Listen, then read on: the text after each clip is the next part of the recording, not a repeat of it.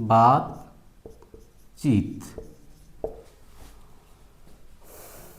और डाकघर, एक शब्द ले लें, डाकघर।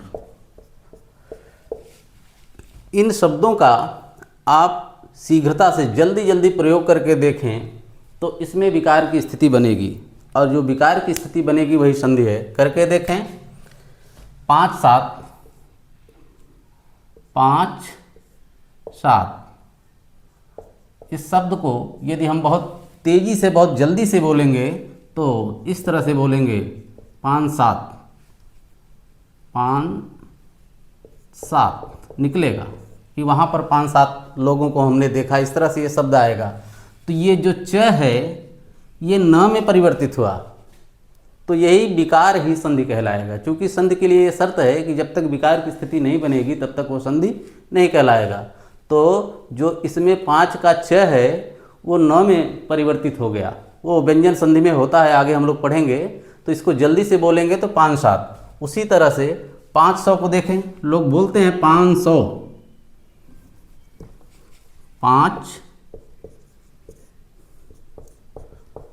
को देखें, थोड़ा स्पीड में बोलकर इसको देख लें, क्या बोलेंगे 500, जबकि है क्या 500, लेकिन शीघ्रता से बोलने के कारण ये 500 बोला जाता है। प्रायः सभी लोग बोलते हैं, अच्छे पढ़े लिखे लोग बोलते हैं, 500 का प्रयोग ना करके 500 बोलते हैं।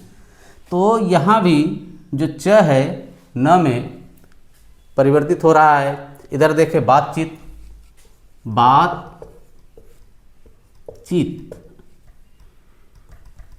कहते हैं हमारे और उसके बीच बातचीत हुई, तो इसको जल्दी से जब बोलेंगे तो बातचीत हो जाता है, बातचीत। यहाँ त जो है च में कन्वर्ट हो गया। तो ये जो परिवर्तन का भाव दिख रहा है, विकार की स्थिति जो आ रही है, यही क्या है, संधि है। एक और देखें डाकघर को, डाकघर ये शब्द है, प्रायः बोला जाता है कि चले जाओ डाकघर में चिट्ठियाँ छोड़कर आओ। तो जब शीघ्रता से बोला जाता है तो डाक, ये क जो है हम लोग ग बोलते हैं, जल्दी में बोलने से वो मुख सुख के लिए है। प्रायः हम लोग अपनी सुविधा के लिए कुछ शब्दों का तो लोप कर देते हैं और कुछ शब्दों का परिवर्तन कर देते हैं, तो लोप भी देखने को मिलेगा संधि में और परिवर्तन भी देखने को मिलेगा। तो यहाँ देखो परिवर्तन हो रहा है, यहाँ पे संधि बन रही है। क्योंकि हम लोग बोलते हैं डाकघर, शीघ्रता से बोलकर आप लोग इसका अनुभव कर सकते हैं कि डाकघर को जल्दी से बोलेंगे तो डाकघर आएगा। तो ये क जो है, जो व्यंजन है, ये ये क जो है ग में कन्वर्ट हो जाएगा और डाकघर हो जाएगा। तो इस तरह से हम लोग देखते हैं कि प्रायः बातचीत के माध्यम से हम लोग संधि वाले शब्दों का प्रयोग करते रहते हैं। आइए संधि को थोड़ा विस्तार से देखते हैं। संधि के मुख्यतः 3 भेद हैं। संधि 3 प्रकार की होती हैं। संधि के 3 भेद इसमें देखें।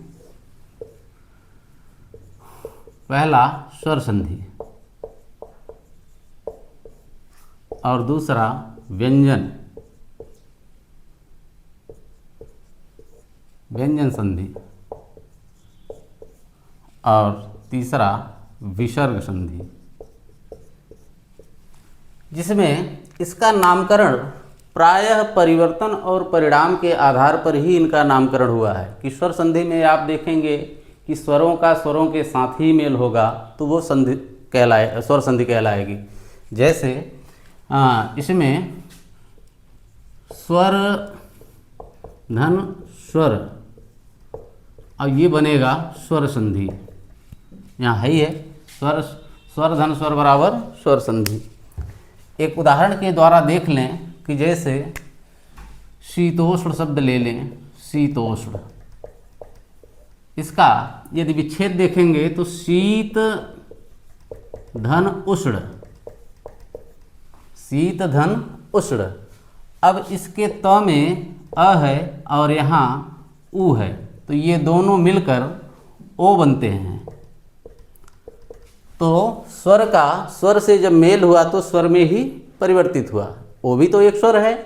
तो स्वरों का स्वरों से जब मेल होता है तो वो स्वर संधि कहलाता है।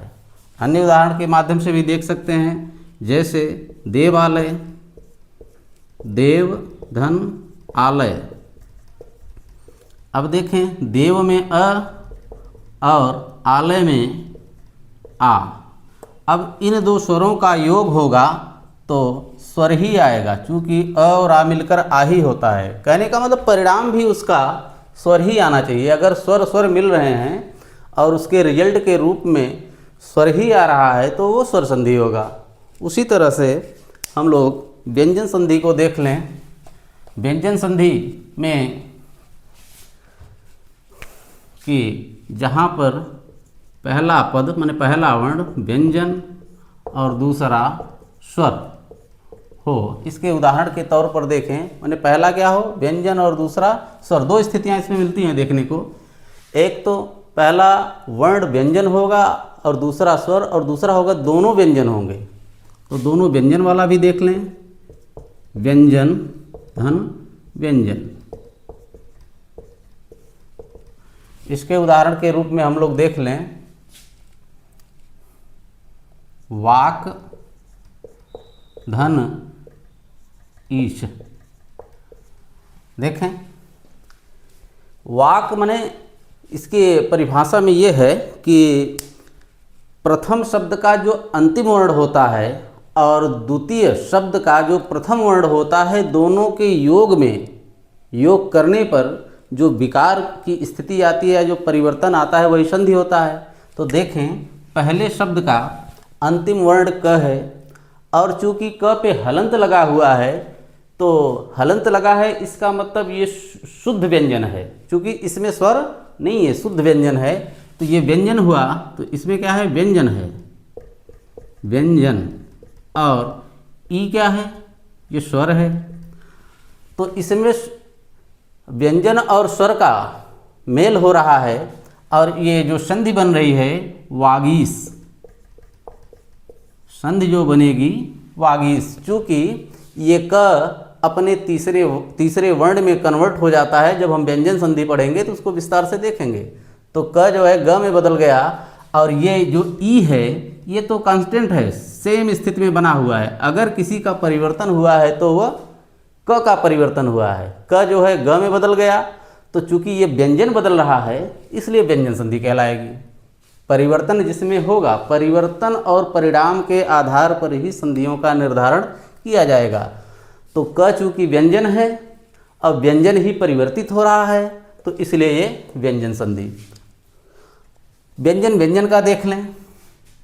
व्यंजन व्यंजन का एक उदाहरण देखें कि व्यंजन प्रथम वर्ण का अंतिम व्यंजन हो और द्वितीय का प्रथम वर्ण जो है व्यंजन हो, ऐसी स्थिति का उदाहरण देख लें। जैसे वाक धन दान। आप देखेंगे कि द भी व्यंजन और क भी व्यंजन। जिस पे हलंत लगा हुआ है आप उसको शुद्ध व्यंजन कहेंगे, क्योंकि उसमें स्वर इसका है ही नहीं है। तो ऐसी स्थिति में आप देखेंगे ये व्यंजन है, क व्यंजन, और इधर द व्यंजन, और जो इसका परिणाम होगा ये वा, ये क जो है ग में कन्वर्ट हो जाएगा, और इधर दान है तो वागदान। आप देखेंगे कि जो परिवर्तन का भाव दिख रहा है वो व्यंजन में दिख रहा है। प्रथम वर्ण का जो प्रथम शब्द का जो अंतिम वर्ण है उसमें परिवर्तन आ रहा है, उसमें विकार आ रहा है। यही क जो है ग में कन्वर्ट हो रहा है। तो चूंकि व्यंजन में परिवर्तन आ रहा है इसलिए इसको हम व्यंजन संधि कहेंगे। अब आके हम लोग देख लें विसर्ग संधि।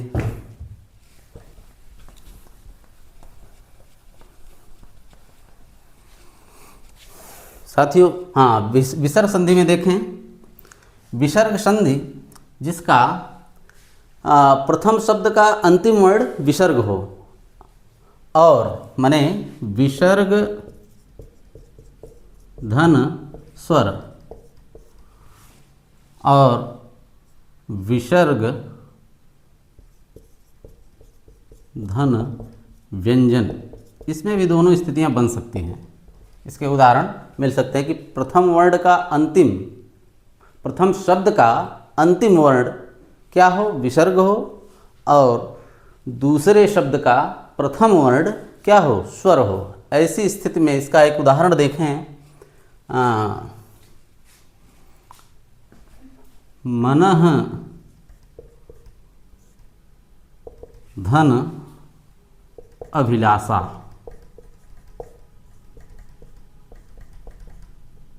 मनः धन अभिलाषा।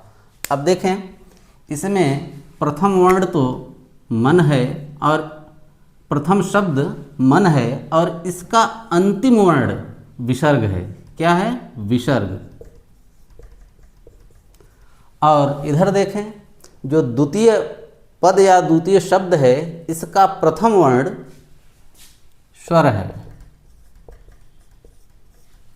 तो ये स्थिति बन रही है कि प्रथम वर्ण विसर्ग हो और द्वितीय क्या हो, स्वर हो।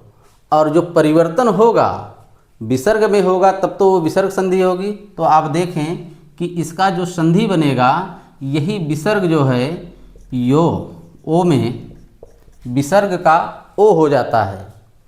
तो आप देखेंगे जो संधि बनेगी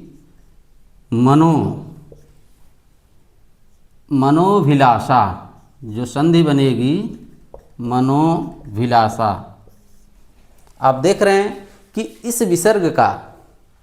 विसर्ग में ही परिवर्तन हुआ है। विसर्ग का ओ हो गया है, तो चूंकि विसर्ग में परिवर्तन हो रहा है इसलिए ये विसर्ग संधि। इसीलिए कहा जा रहा है बार बार कि जिसमें परिवर्तन होगा उसी के आधार पर उस संधि का नामकरण रहेगा। तो यहाँ पर इस विसर्ग का ओ हो गया और संधि बन गई मनोभिलाषा। अब विसर्ग और व्यंजन का एक उदाहरण देख लें।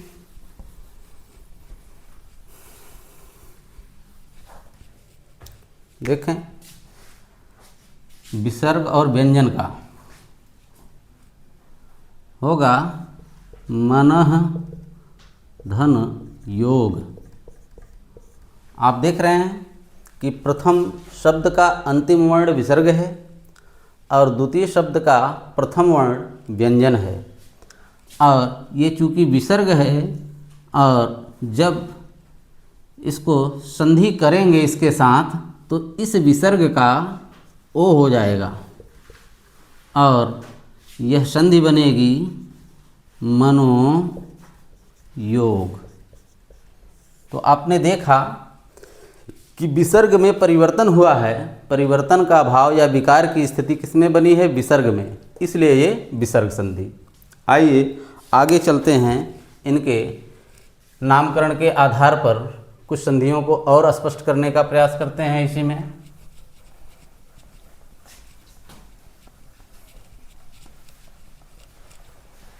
सीधा स्वर संधि पे आ जाते हैं हम लोग। स्वर संधि के भेदों को देखते हैं कि स्वर संधि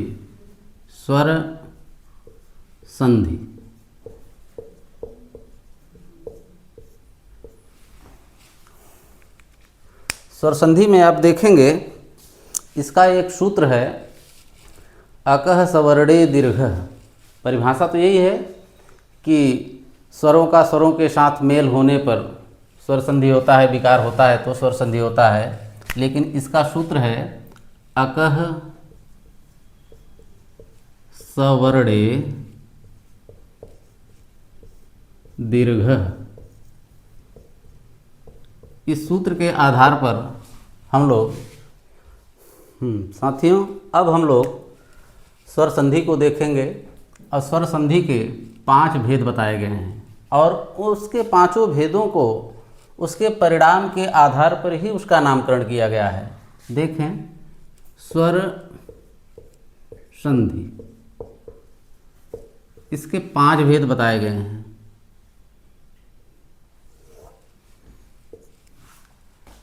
जिसमें पहला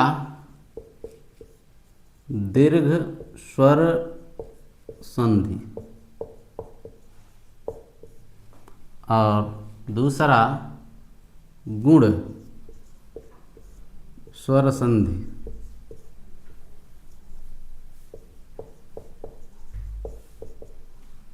तीसरा वृद्धि स्वर संधि और चौथा यण संधि, यण संधि। और पांचवा अयादि संधि।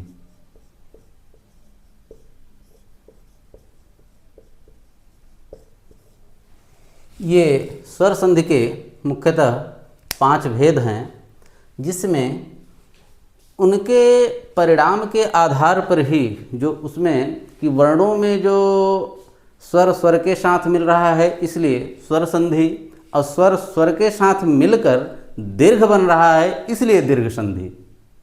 इसके नामकरण उसके परिणाम पर आधारित है। भाई दीर्घ संधि इसको क्यों कहा जाता है? सब तो स्वर ही है, सब में स्वरों का ही तो मेल हो रहा है, लेकिन दीर्घ स्वर संधि इसलिए कहा जा रहा है कि हरस्व हरस्व मिलकर दीर्घ होते हैं, इसलिए ये दीर्घ संधि है।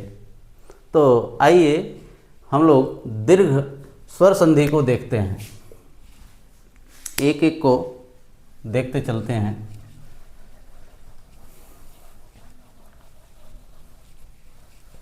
दीर्घ स्वर संधि, इसका सूत्र है साथियों अकः सवर्णे दीर्घ।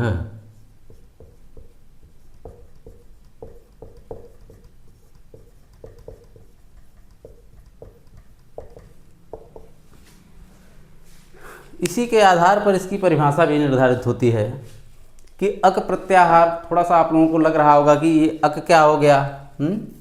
तो आइए अक को भी समझ लें कि अक जो है ये माहेश्वर सूत्र आप पढ़ेंगे तो 14 माहेश्वर सूत्र होते हैं और उसी से प्रत्याहारों का निर्माण होता है। उसी में से एक ये अक प्रत्याहार है।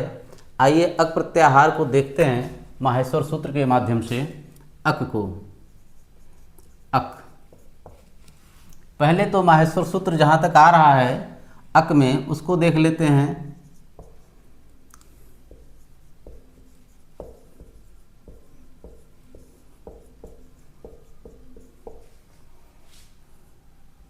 ऐ उड़ री रिक,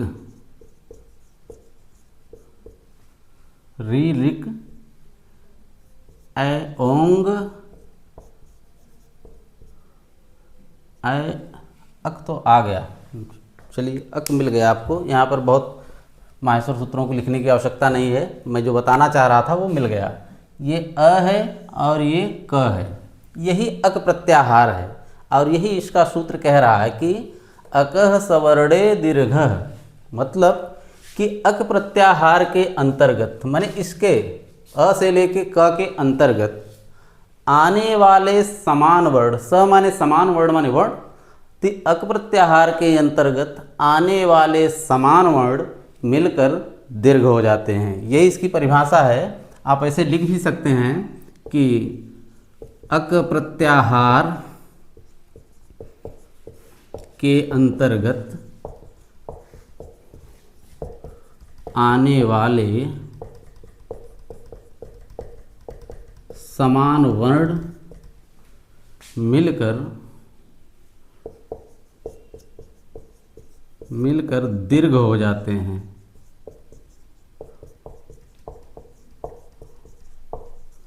ये इस सूत्र की परिभाषा है कि अक प्रत्याहार के अंतर्गत आने वाले समान वर्ण मिलकर दीर्घ हो जाते हैं। आप देखें कि इसमें अक प्रत्याहार में आ क्या रहा है, अ से लेके क तक है, तो जिस पे हलंत लगा है वो इति संज्ञक वर्ण है और इति संज्ञक वर्णों को काउंट नहीं किया जाता है या लिखा नहीं जाता है। तो अक में देखें इसके अलावा क्या क्या आ रहा है, तो एक तो अ आ गया, दूसरा ई, तीसरा उ। चूँकि ढ पे हलंत लगा हुआ है तो इति संज्ञक वर्ण है, इसको नहीं लेंगे, इसलिए अगला वर्ण री, री और अगला उसके बाद री।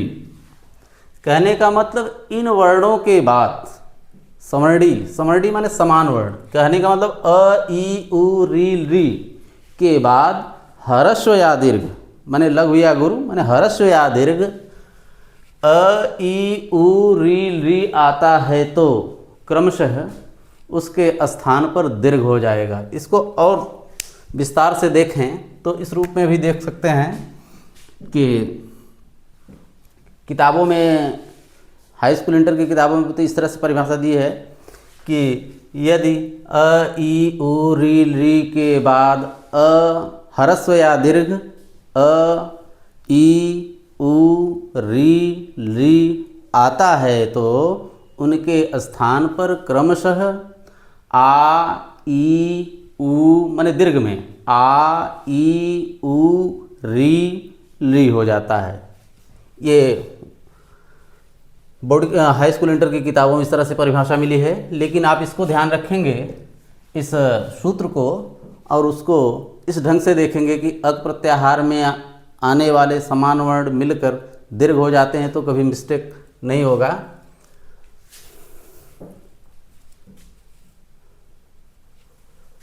देखें, माहेश्वर सूत्रों के माध्यम से यह बताया जाता है कि वर्णों की उत्पत्ति हुई है, लेकिन इसका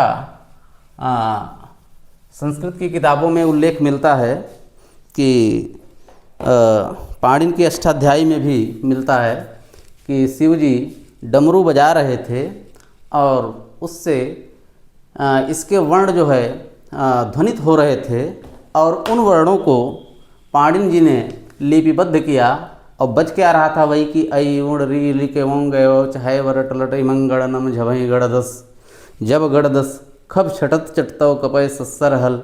अब वो समझे होंगे, सामान्य लोग तो डमरू की आवाज़ को तो पता नहीं किस रूप में लेंगे, लेकिन पाणिनि जी वर्णों की उत्पत्ति इसी से बताते हैं। प्रायः पूछ लिया जाता है कि क ख ग या वर्णों की उत्पत्ति, स्वर व्यंजन की उत्पत्ति कहाँ से हुई है, तो आप कह सकते हैं कि माहेश्वर सूत्र से हुई है, क्योंकि एक श्लोक भी मिलता है उसमें कि नित्यावसाने नटराज राजो न नाद ढक्कामनो पंचबारम, कि नृत्य के अवसान पर शिव जी ने डमरू बजाया जिससे 9 पंचबारम 9 और 5 अर्थात 14 बार बजाया, उसी से ये 14 माहेश्वर सूत्रों की उत्पत्ति मानी जाती है। आइए हम लोग स्वर संधि में माने दीर्घ संधि में इसको और अच्छी तरह से कि ह्रस्व मिलकर दीर्घ होते हैं और दीर्घ ह्रस्व मिलकर दीर्घ होते हैं और दीर्घ मिलकर दीर्घ होते हैं और ह्रस्व मिलकर दीर्घ होते हैं। वो कैसे होते हैं देखा जाए, थोड़ा उसको और समझने का प्रयास करते हैं कि जैसे अ ई उ और री, ये कहता है कि अकह सवर्णे दीर्घ माने समान वर्ण आने पर दीर्घ होता है, और इसके बाद हम यही वर्ण लिख लें कि अ ई ह्रस्व या दीर्घ के संस में यहाँ पे लिख देते हैं ह्रस्व या दीर्घ।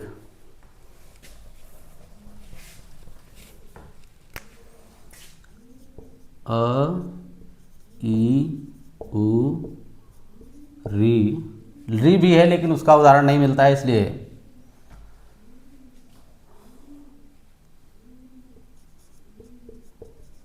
ह्रस्व या दीर्घ। यहाँ भी उसी तरह से अ या आ कर लीजिए,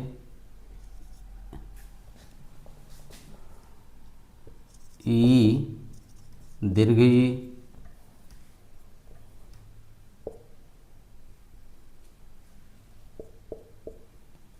और उ दीर्घ उ।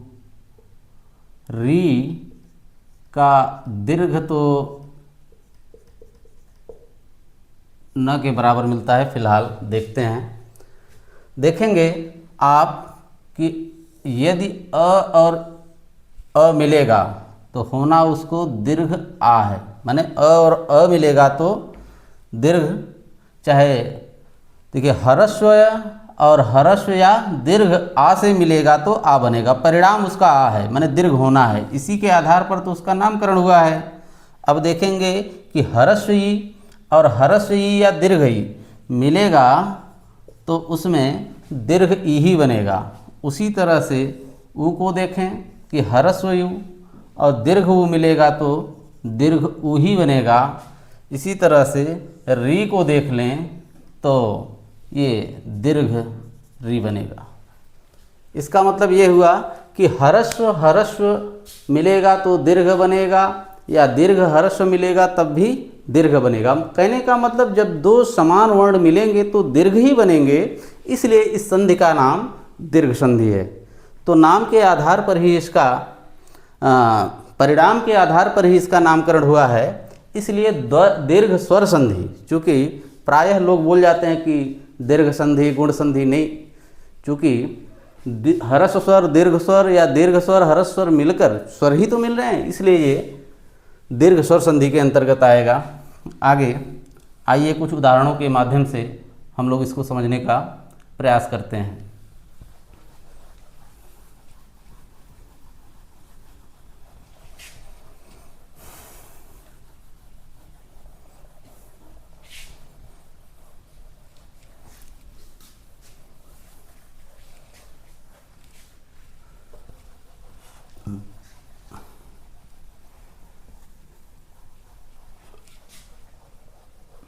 देखिए साथियों, दीर्घ संधि में हम लोग कुछ उदाहरणों को ले लेते हैं कि जैसे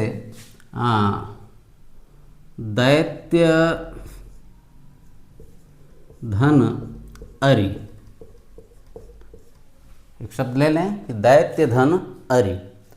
अब नियम इसका कहता है, परिभाषा कहती है कि स्वर संधि में कि प्रथम वर्ण का, प्रथम शब्द का अंतिम वर्ण क्या हो, स्वर हो, और दूसरे शब्द का प्रथम वर्ण स्वर हो, और जब ये दोनों मिलेंगे तब उसमें विकार आएगा। विकार माने ह्रस्व मिलकर दीर्घ होंगे। तो यदि आप इसके स्वरों को देखना हो तो इसमें हलंत लगाएंगे तो आपको अस्वर मिलेगा, और इसका प्रथम वर्ण तो स्वर है ही है। अब यही दोनों मिलकर दीर्घ आ हो जाएंगे, माने ह्रस्व मिलकर दीर्घ हो रहे हैं। आप इसको ऐसे भी समझ सकते हैं कि छोटे छोटे मिलकर बड़े बन रहे हैं। ऐसी स्थिति में तो आप देखेंगे कि यहाँ री बचा और यहाँ दैत्य, वो भी हलंत के साथ, चूँकि इसका ये समझने के लिए है साथियों। ऐसा नहीं है कि आप देखेंगे तो इसका जब संधि बनाएंगे तो ये मिलेगा तो ये त्या हो जाएगा और ये री हो जाएगा, और ये इस तरह से बनेगा दैत्यारि। और देखें शताधिक, एक शब्द ले लें साथियों, शताधिक, सत धन अधिक, सत धन अधिक। यहाँ देखें इस त का स्वर अ है, और इसका और अधिक का जो प्रथम वर्ण वो भी स्वर अ है। अब ये दोनों मिलेंगे तो ह्रस्व स्वर मिलकर दीर्घ स्वर हो जाएंगे, तो ये बन जाएगा शताधिक। आप इसको स्टेप बाय स्टेप करके देखना चाहें तो इस रूप में बनेगा कि सत त में हलंत लगाए अ निकला, और इधर अधिक है ही है। अब देखें कि अ के बाद अ माने स्वर के बाद स्वर आ रहा है, इसका नियम कहता है कि समान वर्ण आने पर दीर्घ हो जाता है। तो अ और अ मिलकर आ हुआ, और यहाँ शत हुआ तो पे हलंत, और यहाँ धिक। चूँकि ये अ तो इसमें समाहित हो चुका है भाई, अ मिलकर आ हो चुका है तो धिक बचा है, तो इसलिए अब इसका बनेगा। अब देखिए त पे हलंत है तो इसका स्वर यहाँ है तो ये श लिखे, अब इसके स्वर से इसको मिला देंगे तो ये ता हो जाएगा, और यहाँ बचा है धिक। अब हो गया शताधिक। इस तरह से बहुत उदाहरण मिलेंगे, विद्यालय, देवालय, हिमालय। तो शब्दों का तो कोई वो नहीं है, लेकिन दो दो चार चार उदाहरण एक एक का हम देते हुए आगे बढ़ रहे हैं। आप लोग इसका प्रैक्टिस कर सकते हैं, किताबों में बहुत सारे संधि के शब्द मिल जाते हैं। आपसे परीक्षा में यही पूछा जाता है कि जैसे पूछ दिया कि देवालय, देवधन आलय पूछ दिया, पूछेगा कि देवधन आलय की संधि क्या होगी, तो आप कहेंगे देवालय। दूसरा प्रश्न ये बन सकता है कि देवालय में कौन सी संधि है, तो दीर्घस्वर संधि है, तो इसी रूप में आएगा। अब हम आगे इसका जो ई टाइप का है, जैसे अभी हम लोग अ मिलकर ह्रस्व या दीर्घ आ बन रहा था। अब ई टाइप का उदाहरण देख लेते हैं। ई, इसी में साथियों बड़े कुछ तो संधियाँ ऐसी भी होती हैं जिसमें परिवर्तन का भाव आता है तो संधि होती है, लेकिन कुछ ऐसा भी होता है कि संयोग की स्थिति बनती है। जैसे आप एक उदाहरण के माध्यम से समझें कि जैसे मुक्ताहार, ये शब्द ले लें, मुक्ताहार, मुक्त धन आहार और मुक्ता धन आहार। और देखें इसी दोनों में देखें तो सही बात तो ये है कि मुक्त का मतलब क्या होता है? स्वतंत्र, जो बंधन रहित हो वो मुक्त है। आहार का मतलब खाना, तो इसका इससे सटीक बैठ नहीं रहा है। और एक मुक्ता का अर्थ होता है मोती, मुक्ता माने मोती, और आहार माने तो होता है आहार करना, खाना। लेकिन जब इसका संधि करेंगे तो ये बिल्कुल सटीक बैठ जाएगा। जैसे आप देखेंगे कि मुक्ता में यहाँ आस्वर है, हलंत लगाएंगे तो आस्वर निकलेगा, और इधर आहार है, इधर भी दीर्घ आ है। अब ये दोनों को मिलाएंगे तो आ मिलकर आ ही होगा, माने दीर्घ दीर्घ मिलेगा तो दीर्घ ही होगा। और यहाँ बचा हार और यहाँ बचा मुक्त। क्योंकि यहाँ पे जब हम उसका व्यंजन रहित किए, स्वर रहित किए थे तो यहाँ त हो जाएगा। तो अब ये देखें, इस व्यंजन का स्वर यहाँ है, ये अपने स्वर से मिलेगा तो ये ता हो जाएगा, और यहाँ हो जाएगा मुक्त, मुक्ता। अब ये हो गया हार। ये जो है इसका सटीक विग्रह होगा, विच्छेद होगा, इसलिए ये सही होगा और ये अपने आप में गलत है। तो मुक्त तो होता है बंधन रहित, मुक्ता माने होता है मोती, तो मोतियों का हार हो जाएगा। मुक्ता हार का अर्थ होगा मोतियों का हार, और इसका ये सही संधि होगा। तो इस तरह के भी उदाहरण मिलते हैं। तो कुछ लोग मुक्त आहार कर देंगे तो उसका सटीक अर्थ बैठेगा नहीं, इसलिए ऐसी कंडीशन में ये गलत हो सकते हैं। तो जहाँ इस तरह का रहे तो वहाँ संयोग की स्थिति बनेगी। बाकी मुक्त आहार, मुक्ताहार में मुक्ता धन आहार ही उसका सही विग्रह होगा, विच्छेद होगा। आइए कुछ और उदाहरणों के द्वारा ई, जो ई माने हर्ष ई मिलकर बनते हैं उसको देखते हैं। कि जैसे इसकी चार कंडीशन इसकी भी हैं, सबकी चार कंडीशन हैं कि ई धन ई बराबर दीर्घ ई। अब दीर्घ ई धन ह्रस्व ई बराबर दीर्घ ई। उसी तरह से ह्रस्व ई धन दीर्घ ई बराबर दीर्घ ई। और देख लें कंडीशन और कि दीर्घ ई धन दीर्घ ई बराबर दीर्घ ई। कुल मिला के यही हो रहा है कि ह्रस्व मिलकर दीर्घ हो रहे हैं। अब इस कंडीशन वाले उदाहरणों को कुछ देख लेते हैं हम लोग। जैसे रवि धन ईश या ईश, रवि धन ईश। आप देखेंगे कि रवि में जो ये रवि शब्द है, इसमें इसका जो अंतिम वर्ण है वो क्या है? ई। इसमें ई स्वर है, वो भी ह्रस्व ई है, और यहाँ दीर्घ ई है। अब ये दोनों ह्रस्व और दीर्घ मिलकर क्या बनेंगे? दीर्घ ई। ये कौन सी कंडीशन बन रही है? ये वाली कंडीशन है। और यहाँ देखेंगे अब रवि अब व पे ये दीर्घ ई की मात्रा लग जाएगी, और यहाँ श बचा है तो श लग जाएगा, तो हो जाएगा रविश। इसको समझने के लिए भले ही आप 4 स्टेप में कर लें, लेकिन आपसे प्रश्न जो पूछा जाएगा कि रविश का संधि विच्छेद क्या होगा, तो रवि धन ईश होगा। और रवीशः में संधि कौन सी है, तो आप कहेंगे कि दीर्घ संधि है। आगे और उदाहरण के माध्यम से इसको देखना चाहेंगे। जैसे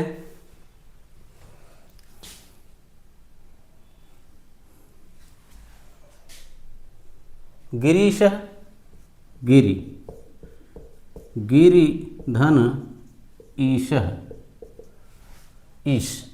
आप गिरि में देखें कि र पर माने प्रथम शब्द का अंतिम वर्ण में कौन सा स्वर, ई, वो भी कौन सा, ह्रस्व ई, और द्वितीय शब्द का प्रथम वर्ण दीर्घ ई। और दीर्घ ई और ह्रस्व ई और दीर्घ ई मिलकर दीर्घ ई ही बनेंगे।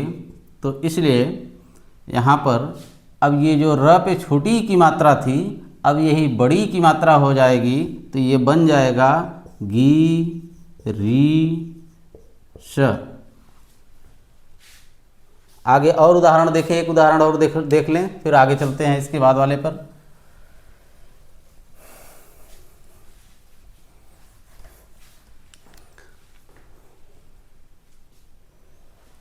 नदीश, नदीश देख लें, न नदी धन ईश। देखेंगे यहाँ पे आप इसको चार खंड में कर देख लें। नद हलंत लगा, दीर्घ ई निकला और इधर ईश। अब ई दीर्घ ई और दीर्घ ई मिलकर दीर्घ ई ही बनेंगे, और यहाँ बचा है श, और यहाँ है नद हलंत के साथ, चूँकि इसका स्वर इससे अलग हो गया था। अब देखेंगे कि द के बाद कोई स्वर है तो दीर्घ ई है, तो ये द दीर्घ ई में हो जाएगा, और इधर न लिखा जाएगा, और यहाँ पे श है तो श उतार लेंगे तो हो जाएगा नदीश। इस तरह से जो सेकेंड टाइप की ह्रस्व ई दीर्घ ई मिलकर दीर्घ ई बनते हैं, उसका उदाहरण अब ऊ वाले का देख लेते हैं। दो चार उदाहरण लास्ट में मैं कई उदाहरण कराऊंगा, इसके सबको समाहित करके एक साथ कई उदाहरणों को एक साथ रखेंगे। अभी दो दो चार चार उदाहरणों के माध्यम से आगे बढ़ते हैं हम लोग।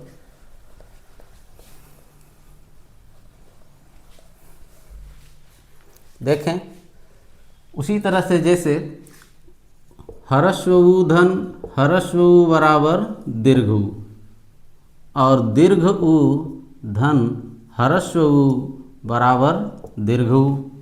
चूँकि नियम है कि अकह सवर्णे दीर्घ, कि अक प्रत्याहार में आने वाले समान वर्ण मिलकर दीर्घ हो रहे हैं, चाहे ह्रस्व हो चाहे दीर्घ हो, लेकिन वो सवर्णी हैं तो दीर्घ बनेंगे। और यहाँ ऊ धन बराबर, और एक कंडीशन और कि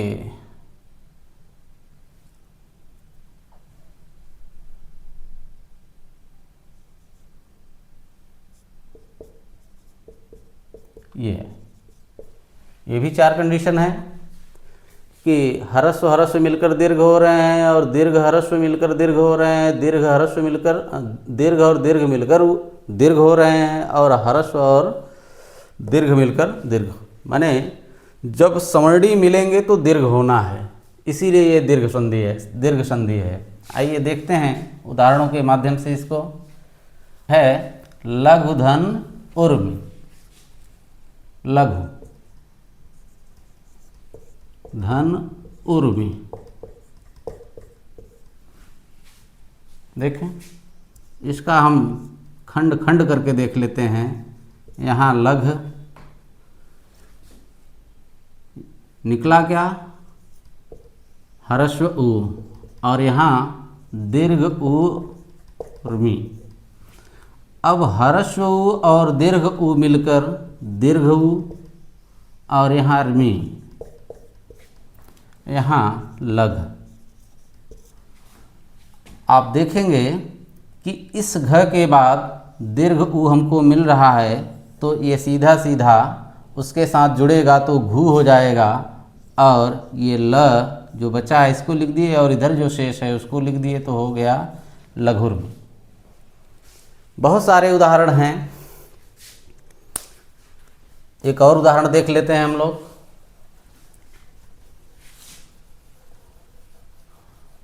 वधूधन उत्सव, वधूधन उत्सव, वधूधन उत्सव। इसको देखें, वधू में आप देखेंगे तो दीर्घ स्वर है, दीर्घ ऊ है, और यहाँ हर्ष ऊ है। अब ये हर्ष ऊ और दीर्घ ऊ और हर्ष ऊ मिलकर दीर्घ ऊ बनेंगे, और संधि जो बनेगी इसकी वधूत्सव है या वधुत्सव।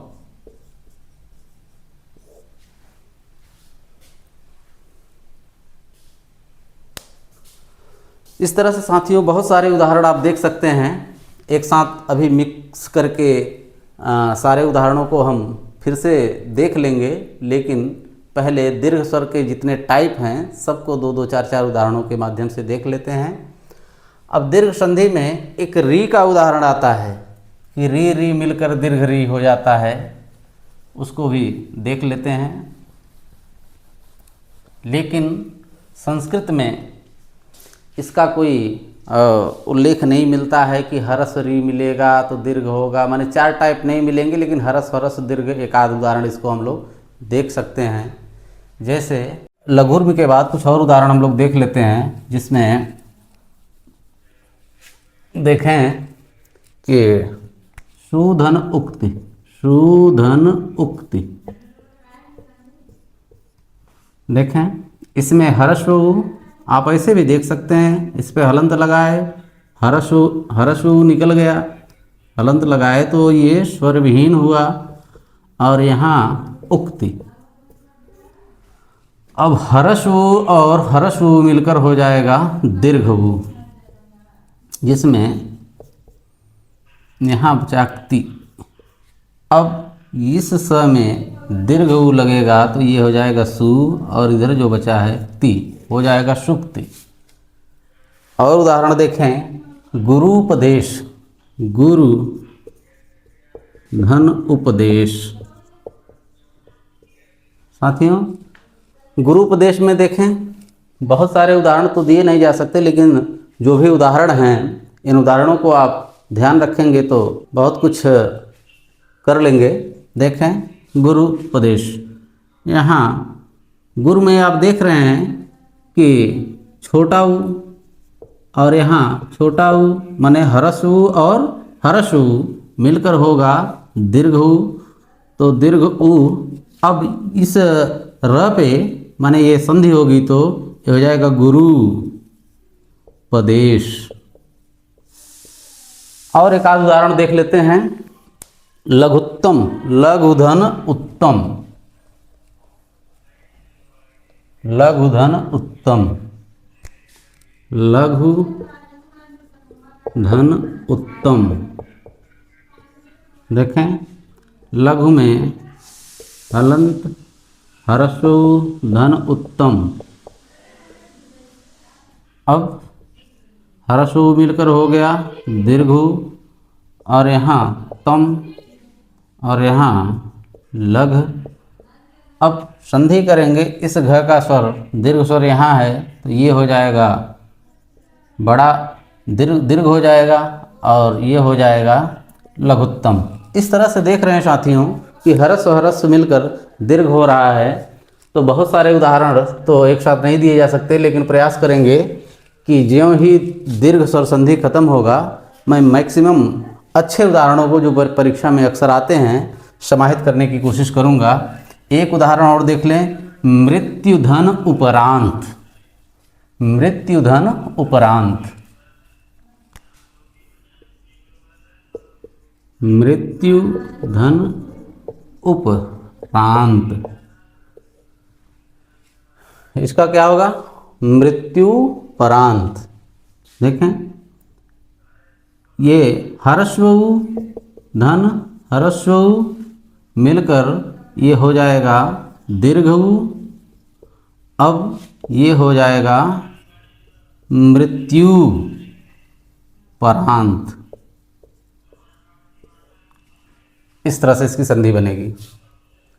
साथियों हम लोग धीरे धीरे स्टेप बाय स्टेप चलते रहेंगे तो बहुत एक साथ बहुत ज़्यादा पढ़ने की आवश्यकता नहीं है, थोड़ा थोड़ा पढ़ते रहेंगे। तो चूँकि एक साथ बहुत चीज़ें पढ़ने से अस्थाई नहीं रहती हैं, इसलिए कबीर का एक दोहा भी है कि धीरे धीरे रे मना धीरे सब कुछ होए, माली सींचे 100 घड़ा ऋतु आए फल दे। तो इसमें यही इसका भाव है कि मानव को बड़े धैर्य के साथ और लगातार अपने मार्ग पर धीरे धीरे बढ़ना चाहिए। ऐसा कभी नहीं होता है। इसका यह भी भाव है कि जीवन के क्षेत्र में आप जिस भी मंजिल को पाना चाहते हैं तो उसमें सही दिशा में धैर्य के साथ लगातार प्रयास करते रहेंगे तो अंततः सफल होंगे। यह भी कबीर का यह दोहा संदेश देता है। इसलिए हम लोगों को थोड़ा थोड़ा ही सही लेकिन तैयार करते हुए चलना है। ऐसा नहीं कि एक बार में खूब ज़्यादा पढ़ लिया जाए, तैयार कर लिया जाए, ज़्यादा मेहनत कर दे, फिर 2 दिन या 4 दिन बंद कर दें तो उससे कुछ लाभ होना नहीं है। क्योंकि पौधे के सेंस में कबीर ने यह दोहा कहा है कि माली सींचे 100 घड़ा। हम कह रहे हैं कि एक दिन में 100 घड़ा पानी देने से पौधा वृक्ष तो हो नहीं जाएगा, इसलिए अब 4 दिन बंद भी कर देंगे, पानी नहीं भी देंगे तो हो सकता है पौधा सूख जाए। इसलिए धैर्य के साथ थोड़ा थोड़ा निरंतरता के साथ हम आगे बढ़ेंगे तो निश्चित है कि जो हम चाहते हैं वहाँ पहुँच पाएंगे। साथियों, अब इसका लास्ट देखें, जिसमें री से बनने वाले उदाहरण है कि हरस्व री मिलकर कैसे दीर्घ बनते हैं। तो ऐसे एक आध उदाहरण देख लेते हैं कि जैसे मातृधन ऋण। देखें इसमें, देखें मात्र में यहाँ तो हलंत लगाएंगे तो ये री आपका हरस्व री बाहर और इधर ऋण है। नियम क्या कहता है? समान वर्ण मिलकर दीर्घ होते हैं। तो देखें, एक री ये और एक री ये मिलकर दोनों दीर्घ री बनेंगे। दीर्घ री और कुछ नहीं, री यही 2 बार कर देंगे तो ये बड़ा री बन जाएगा। अब यहाँ मात हलंत के साथ यहाँ ड़ बचा है। अब इसका स्वर यहाँ है तो त पे हम ये स्वर लगा दिए री, और यहाँ माँ और यहाँ ड़, तो हो गया मातृण। उसी तरह से पितृण भी देख लेते हैं।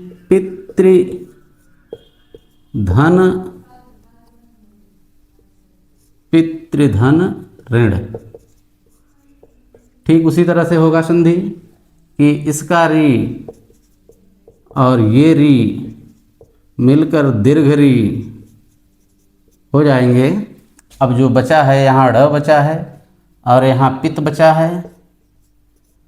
अब ये मिलेंगे तो ये भी इस तरह से, और यहाँ पित हो जाएगा पितृण। तो साथियों, दीर्घ स्वर संधि समाप्त हुई। इसमें अब हम जल्दी जल्दी दीर्घ संधि में अ, उ, ई और री के कुछ उदाहरण एक साथ समाहित करते हैं। उन उदाहरणों को आप नोट कर लेंगे तो आगे पढ़ने के लिए बड़ा आसान हो जाएगा। क्योंकि मैं टेलीग्राम पे कुछ भेज नहीं पा रहा हूँ, टाइम नहीं मिल पा रहा है, इसलिए प्रयास कर रहा हूँ कि मैक्सिमम उदाहरणों को एक साथ ही समाहित कर दूँ, जिससे आप कक्षा में ही उसको आसानी से देख सकें। देखिए साथियों, कुछ उदाहरणों को देखें। अंत्य धन अक्षरी, अच्छा उदाहरण है, आप इसको याद करेंगे, रखेंगे अपने पास। इसका होगा अंत्याक्षरी। देखेंगे तो यहाँ पर अ और यहाँ पर अ मिलकर आ हो जाएंगे, तो इसका संधि होगा अंत्याक्षरी। अंत्याक्षरी। उसी तरह से देखेंगे शतांश, शत धन अंश, संधि बनेगी। इसमें अ और इसका अ मिलकर हो जाएगा आ, और ये जो अनुस्वार है वो त पे लग जाएगा तो शतांश हो जाएगा। इसका हो जाएगा शतांश। उसी तरह से देखें शताब्दी, शत धन अब्दी। देखें इसको हम खंड खंड करके देख लेते हैं।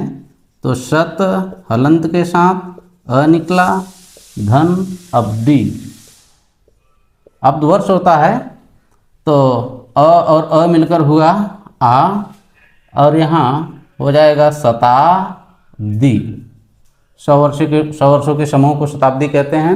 आगे और देखिए ई टाइप में देख ले, परिधन इच्छा, परिधन इच्छा, परिधन इच्छा। देखें साथियों, परि में देखो ये पर, यहाँ ह्रस्व ई, धन दीर्घ ई और इच्छा। अब ये दोनों मिलकर हो जाएंगे दीर्घ स्वर, और यहाँ छा और यहाँ पर। अब इसका संधि करेंगे तो ये दीर्घ री र पे आ जाएगा तो हो जाएगा री, और ये परीक्षा। इस तरह से इसको देख लेंगे। हालांकि आपसे यही पूछा जाएगा कि परीक्षा का संधि विच्छेद क्या होगा, तो परिधन इच्छा। अब परीक्षा में कौन सी संधि है, तो दीर्घ स्वर संधि है।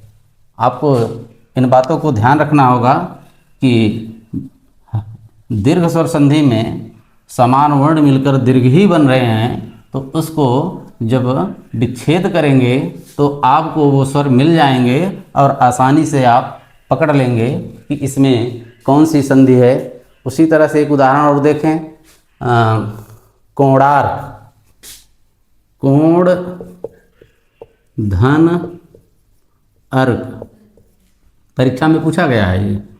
तो कोण धन अर्क। अब यहाँ देखेंगे ह्रस्व निकलेगा हलंत के बाद, और यहाँ अर्क है ही है। अब ये दोनों मिलकर आ हो जाएंगे और यही हो जाएगा कोड़ा, कोणार्क। इस तरह से और उदाहरण देखें, दावा नहीं, दाव धन अनल, दाव धन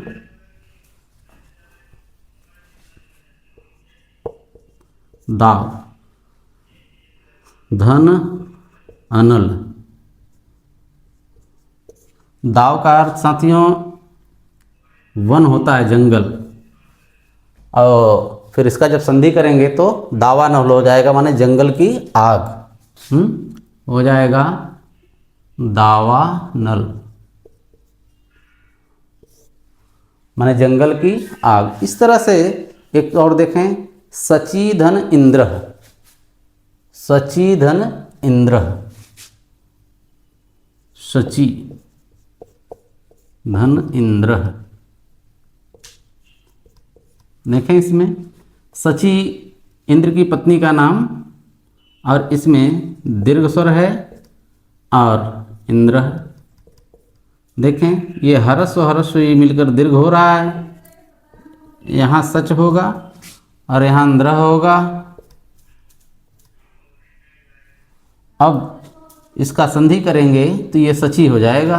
अब सचींद्र।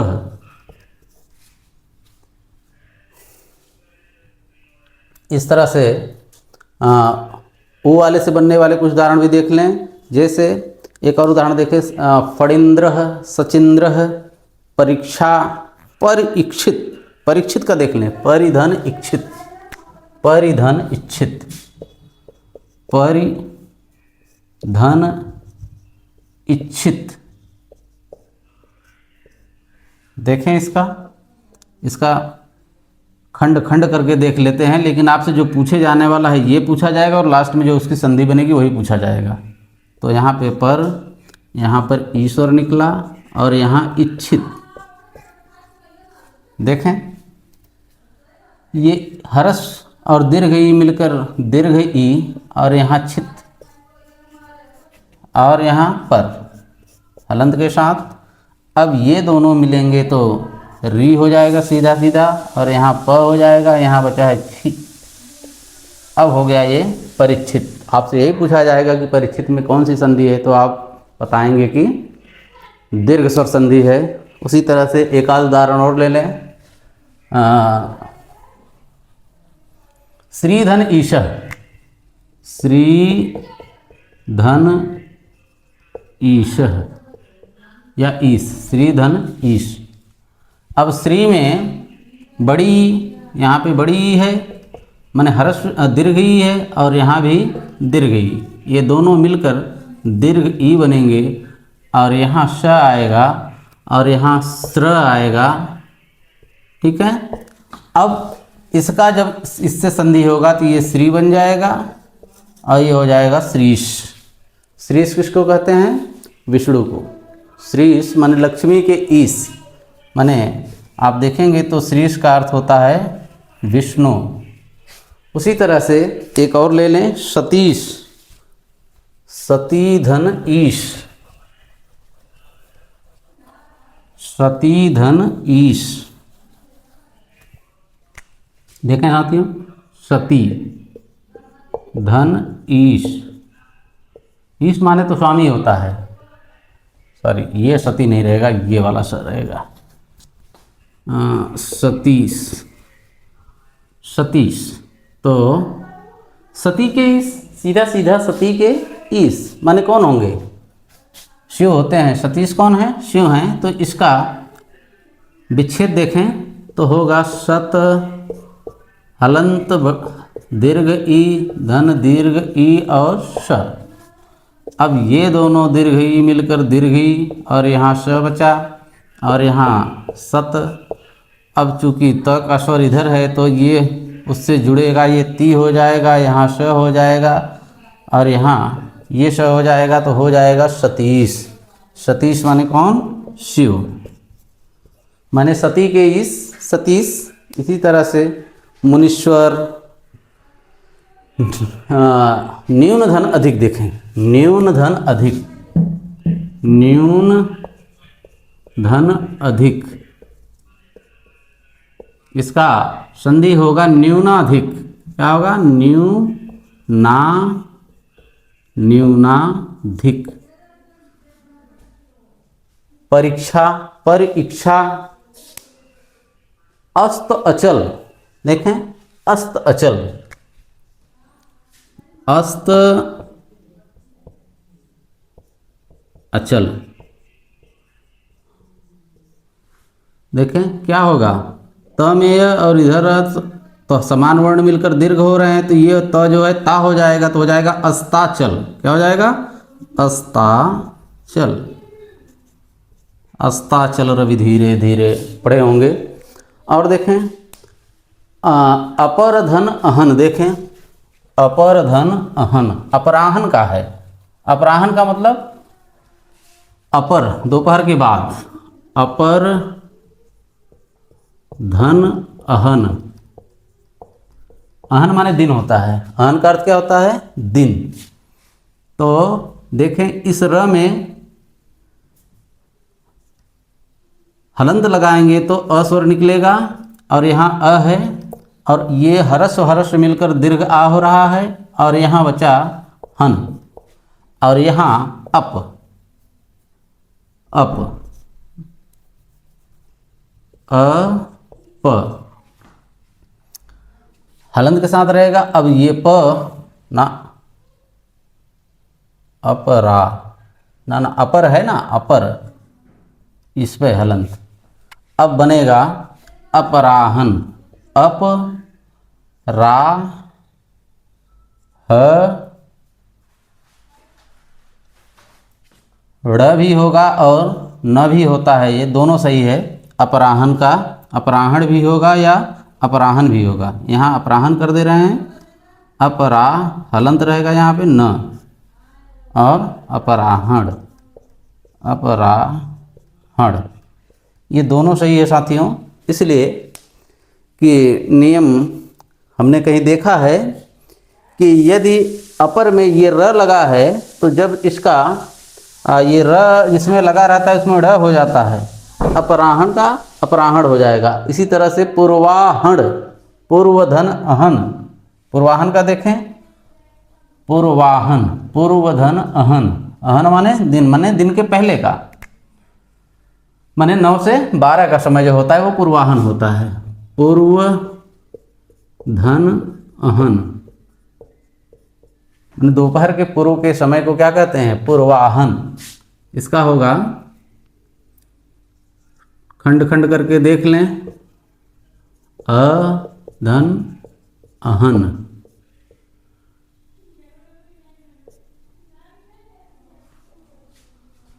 देखें, ये ह्रस्व अ मिलकर दीर्घ आ हो गया, और ये हो गया पूर्व, और यहाँ हन बचा है, हलंत के साथ रहेगा।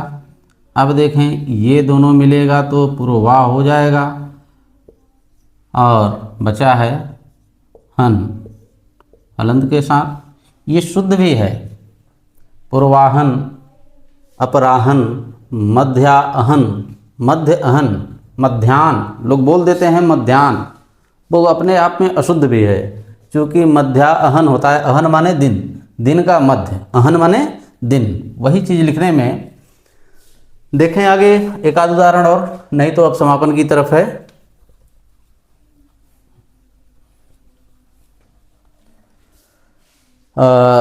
एक उदाहरण और ले लें, अक्षांश। अक्षांश में भी दीर्घ संधि है, इसका विच्छेद होगा अक्षधन अंश।